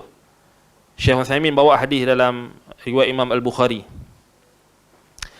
Hum qalu fawqa dhalika. Mereka, yakni orang-orang yang inilah maknanya ghulu dari kalangan orang Islam ni, macam orang yang masih mempertahankan qasidah burdah Al-Busiri ini. Mereka bahkan Al-Busiri dan siapa pun yang sefaham dengannya mengatakan lebih dari itu. Maknanya lebih daripada orang Nasrani. Mereka berkata sesungguhnya Allah Ta'ala berfirman, man zakarani fi mala'in zakartuhu fi mala'in khairin minhu wa ana ma'a abdi idza zakarani. Siapa yang menyebutku di tengah-tengah satu kelompok, maka aku menyebutnya di tengah-tengah satu kelompok yang lebih baik darinya. Aku bersama hamba-Ku ketika ia menyebutku. Dan Rasulullah sallallahu alaihi wasallam bersama kita ketika kita menyebutnya. Ni siapa yang kata ni? Ghulatus sufiyah, pelampau-pelampau sufi. Yang macam Al-Busiri dan sebagainya, maknanya orang yang mempertahankan perkataan yang ada pada qasidah burdah ni. Jadi mereka takwilkan hadis. Mereka bawakan hadis qudsi. Man zakarani fi mala'in zakartuhu fi mala'in khair minhu wa ana ma'a 'abdi idza zakarani. Hadis ni hadis yang sahih, hadis riwayat Imam Bukhari. Hadis Abu Hurairah. Jadi mereka mentakwilkan hadis ni, mereka kata war rasulu ma'ana idza zakarnah. Rasul, Nabi bersama kita kalau kita sebut dia. Walihadha,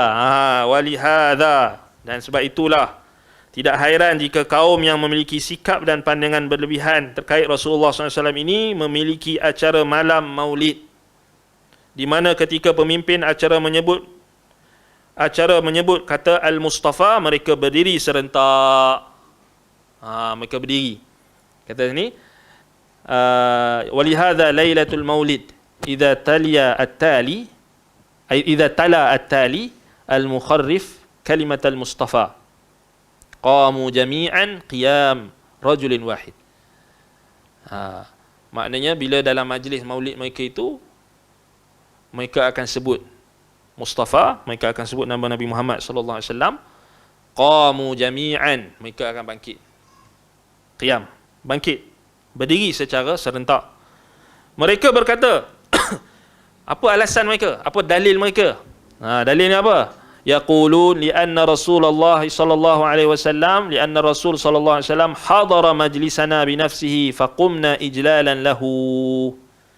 Mereka mengatakan kerana Rasulullah sallallahu alaihi wasallam menghadiri majlis kami sehingga kami berdiri untuk memuliakan baginda. Itu dalil dia. Itu dalil berdiri kat maulid tu.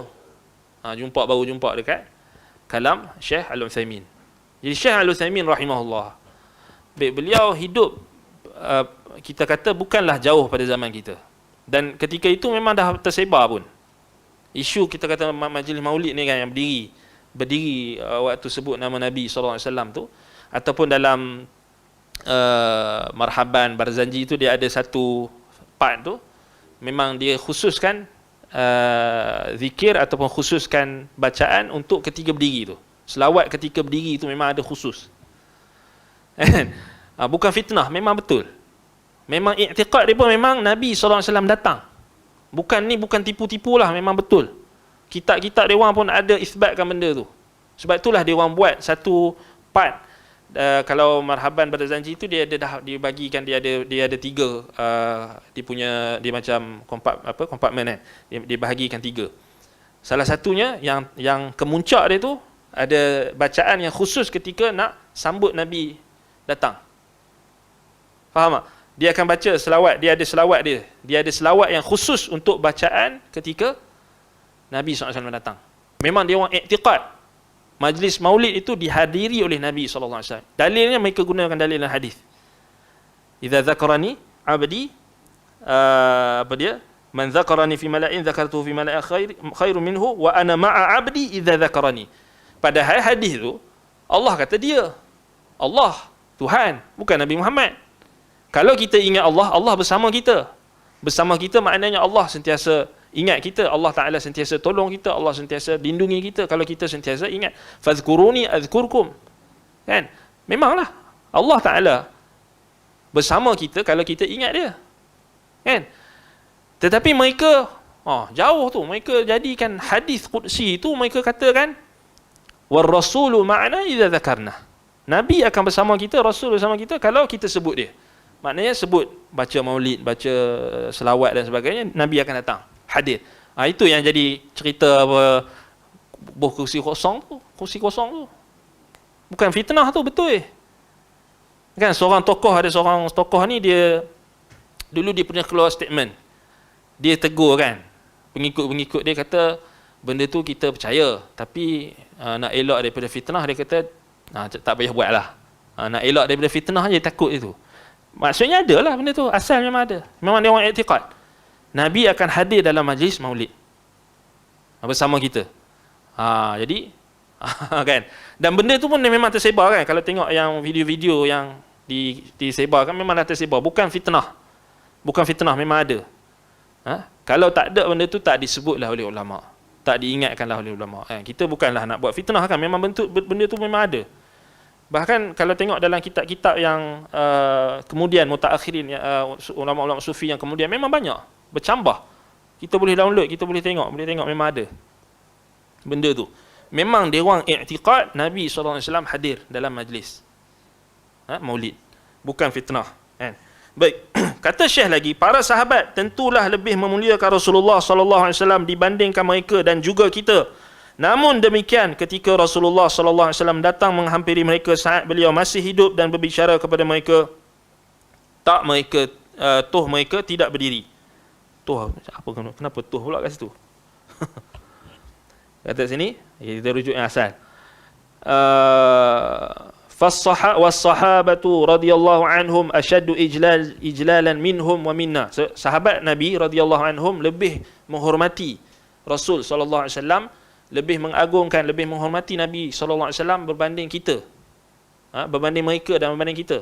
Wa ma'a dhalika idza dakhala alaihim Rasul sallallahu alaihi wasallam wa huwa hayyun yukallimuhum la yaqumun. Dalam keadaan Nabi SAW masih hidup, Nabi datang masuk bertemu dengan para sahabat. Wa huwa hayyun, dalam keadaan Nabi masih hidup, yukallimuhum, Nabi bercakap-cakap dengan mereka, la yaqumun, para sahabat tak pernah berdiri. Wa haula yaqumun idza takhayyalu aw ja'ahum syabahun in kanu yushahiduna syai'an. Mereka itu pula, yang puak-puak sufi ini, mereka berdiri tak kala menghayalkan, membayangkan atau ketika datang kepada mereka satu sosok. Perhatikanlah bagaimana akal mereka itu boleh menyeret mereka sampai seperti itu. Wa haula, kata Syekh di sini, dia kata sini, takhayyalu idza ja'ahum syabahun in kanu yushahiduna syai'an fanzur kaifa balagat bihim uquluhum ila hadzal hal. Jadi Syekh suruh kita ambil iktibar. Tengok puak-puak ni macam mana depa. Depa bukan Nabi datang pun khayalan. Ataupun dia macam ni lah. sama ada dua saja kemungkinan. Pertama, kan ada kan dia orang dakwa, dia kata memang Nabi datang. Memang Nabi datang, dia berkata. Baik, kita persoalkan, macam mana dia tahu itu Nabi? Macam mana dia boleh dakwa itu Nabi? Siapa boleh membuktikan itu Nabi? Kan? Siapa yang boleh membuktikan dia Nabi? Jadi kita jawab mereka dengan kaedah yang Ibnu Abbas radhiyallahu anhuma bawakan ketika mendengar seorang lelaki mimpi jumpa Nabi. Ibnu Abbas tanya, kamu pernah tengok Nabi? Sifatkan. So macam tu juga kita. Okey, betul kan Nabi? Sifatkan. Okay, itu pertama. Yang kedua, kalaulah kata dia Nabi, kenapa Nabi datang dekat majlis tu sahaja? Kenapa Nabi tak datang dekat majlis-majlis lain? Ataupun majlis-majlis yang datang kat sini ke, Baitul Salam ke? Kenapa kena datang kat situ saja? Kenapa kena datang kat mereka? Boleh jawab? Dia tak boleh jawab tak? Dia kata sebab kami ni ada cucu Nabi. Oh pula dah. Cucu Nabi dia kata kan. Cicit Nabi. Keturunan Nabi. Baik. Bukankah keturunan Nabi ada ramai lagi? Saya tak boleh jawab kan. Baik. Itu yang pertama. Maknanya yang pertama. Yang kedua, kita katakan macam mana Nabi SAW boleh datang sedangkan Nabi SAW sudah wafat. Dan kita kembali kepada asal. Asal Quran sebut apa? Innaka mayitun wa innahum mayitun. Wa ma Muhammadun illa rasulun qad khalat min qablihi rusul. Dan ijma'. Bukan kata ayat Quran dan hadis saja, bahkan ijma'. Maknanya semua ulama, semua para sahabat faham Nabi SAW sudah wafat, dan orang yang wafat tidak boleh datang semula ke bumi, ke dunia. Orang yang meninggal dunia tak boleh datang semula ke dunia. Baik, mereka kata mereka nampak Nabi hadir yaqazah. Sedangkan yang dibahaskan oleh Nabi dibahaskan oleh para ulama, kebarangkalian untuk seseorang bertemu dengan Nabi itu dalam mimpi. Mimpi ni dia alam lain. Mimpi ni dalam tidur. Sebab tu hukum dalam mimpi berbeza.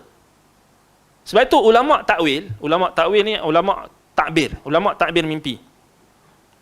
Di kalangan ahli sunnah ramai ulama-ulama yang, bahkan Imam Al-Bukhari dalam Sahih Al-Bukhari ada kitab takbir mimpi.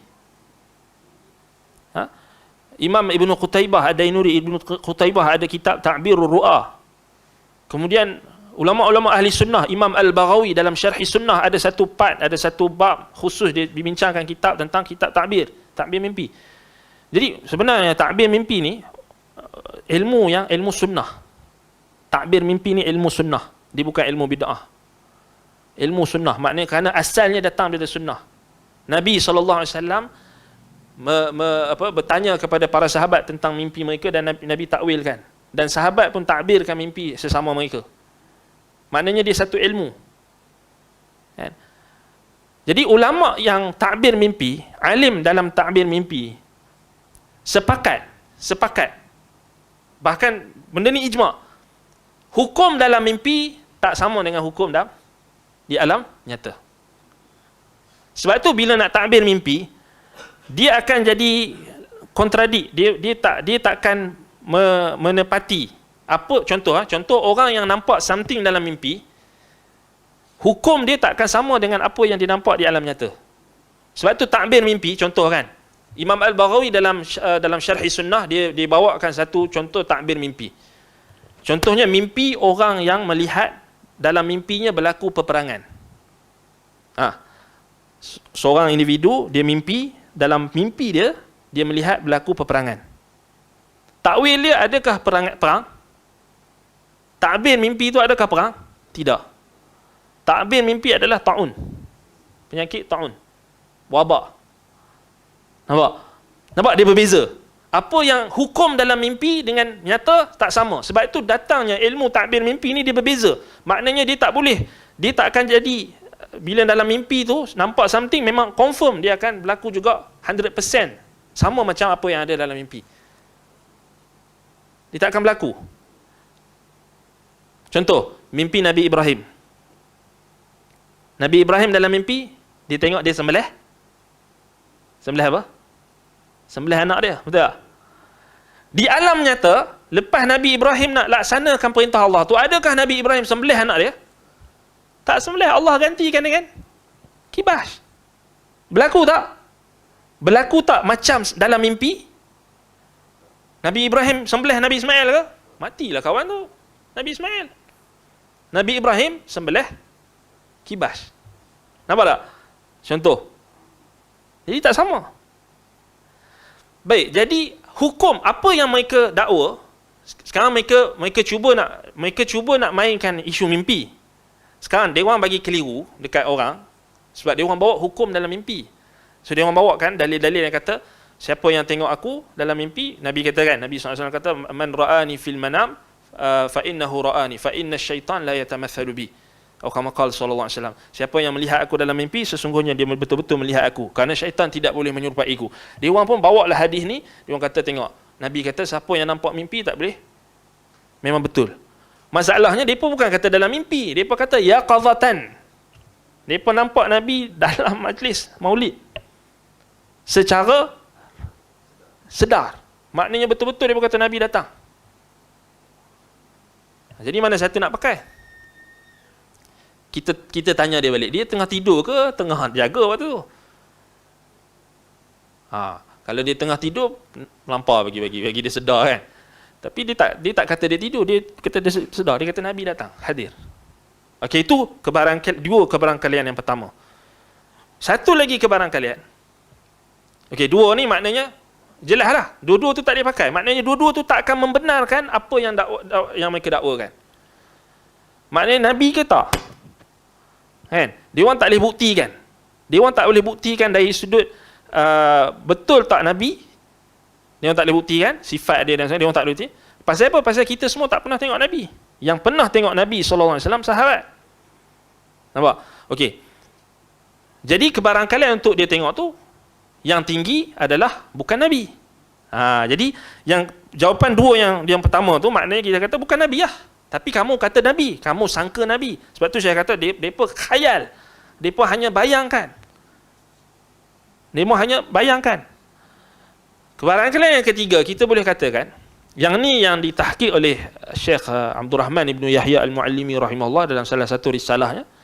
Dia kata, kebarangkalian apa yang berlaku, benda pelik ni, apa yang mereka tengok, mereka kata kami nampak betul. Dia bukanlah apa yang mereka sangkakan. Maknanya apa yang mereka nampak itu adalah, boleh jadi dia adalah syaitan, jin, syaitan yang nak menyesatkan mereka. Itu je. Tiga kebarangkalian tu. Tiga. Maknanya pertama, kalau dia kata Nabi, kena buktikan. Yang mana dari sudut betul ke sifat Nabi, siapa yang pernah tengok? Macam siapa? Nabi. Kena buktikan. Dia orang tak boleh buktikan. Dia kata Nabi lah, Nabi. Sekali Nabi dia kata macam Habib sekian. Mana betul? Kan? Tak boleh kita nak tetapkan macam tu. Dia kata Nabi macam ni sekian dia. Tak boleh siapa nak dakwa boleh. Benda tu betul.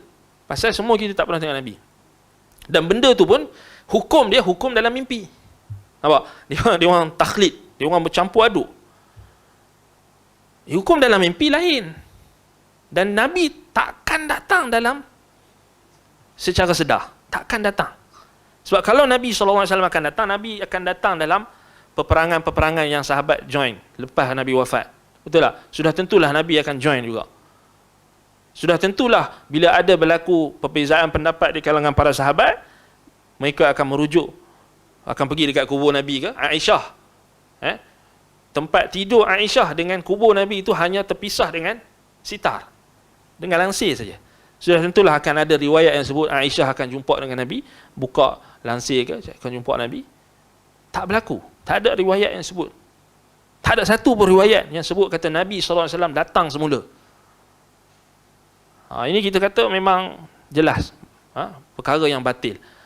Yang ketiga, kalau mereka kata nampak juga, ya kami nampak ada seorang tua, seorang syekh, seorang pakai jubah, pakai serban, Nabi lah tu. Macam mana kamu tahu Nabi?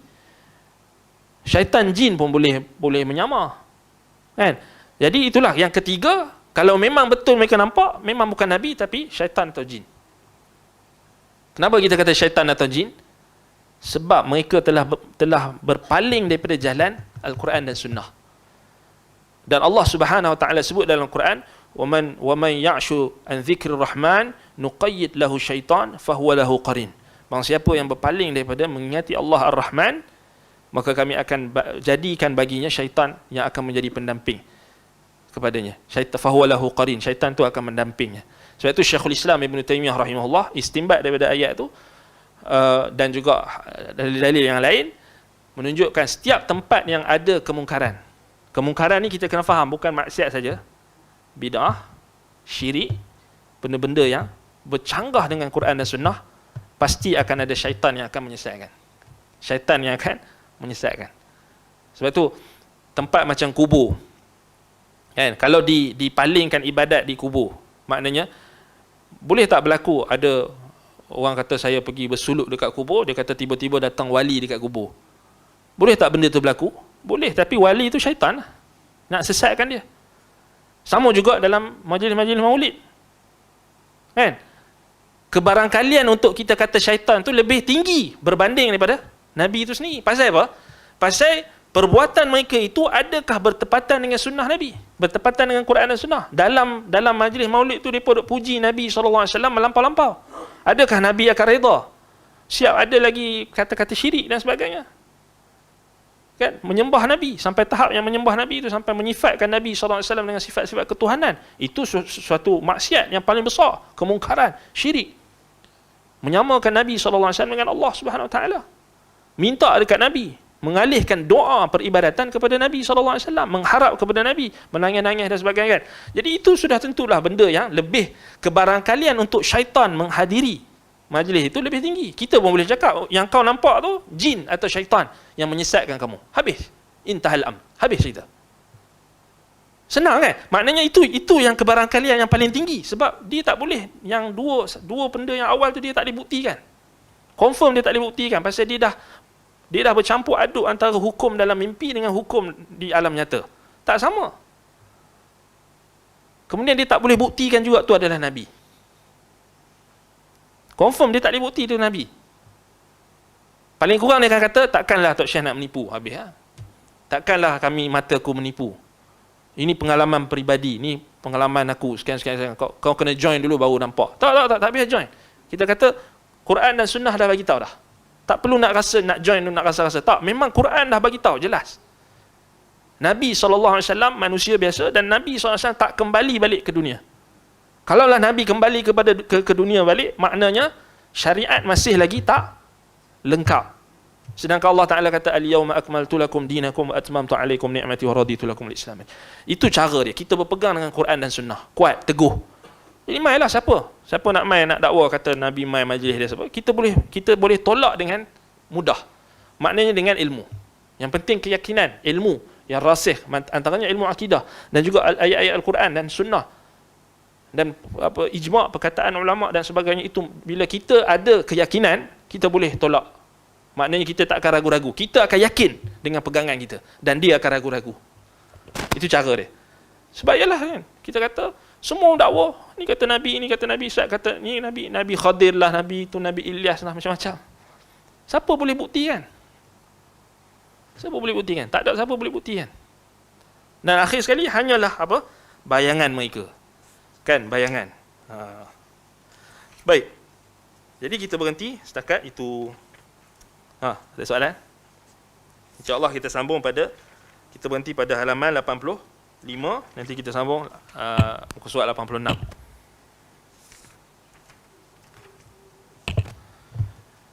Tak ada soalan? Tak ada.